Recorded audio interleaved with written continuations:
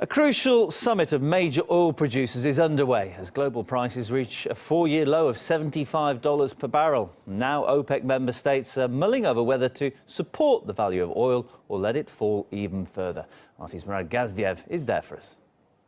OPEC's 166th session is continuing. It's taking place behind closed doors now. The journalists have been asked to leave, but earlier on we managed to speak to the ministers that are here representing the 12 OPEC member states. They were very, very divided. The minister from Venezuela, for example, told us that his country was ready to support a 5% production cut for all, across OPEC, for all member states, in order to drive up oil prices. But then the minister from Kuwait said that his country is completely fine with $60 a barrel, which is half of what they were receiving just months ago. Then the minister from Nigeria went on to tell us that not all the countries were being driven by economic sense, that political considerations played a major part in their decision making. So as I say, very, very divided, and the media has been having a field day trying to put together like a jigsaw all the statements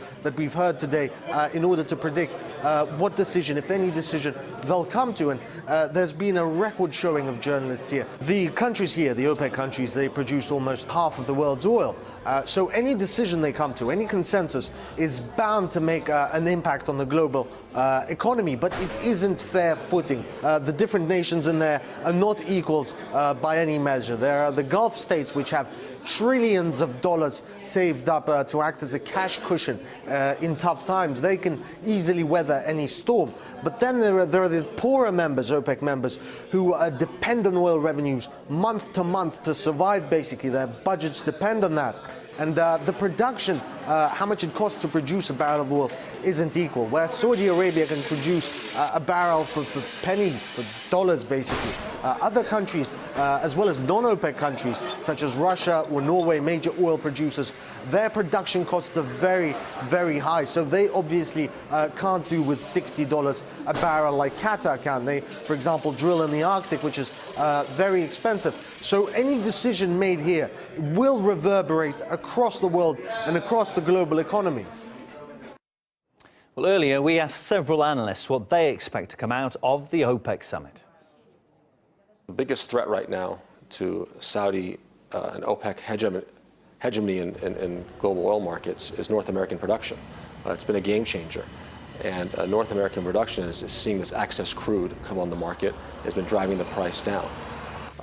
If the Saudis keep production as it is, or even increase it slightly, which I don't see, then the price of oil will continue to go down, and eventually U.S. production will go down with it.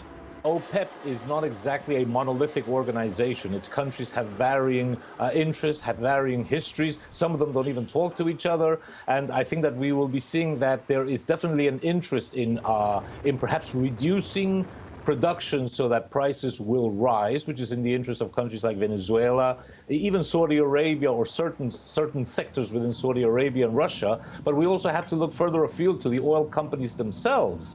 And they also have their own interest in recirculating money to develop technologies, to develop new areas, to even support the militarization of oil. And we'll be bringing you special coverage of those highly anticipated talks right here on RT.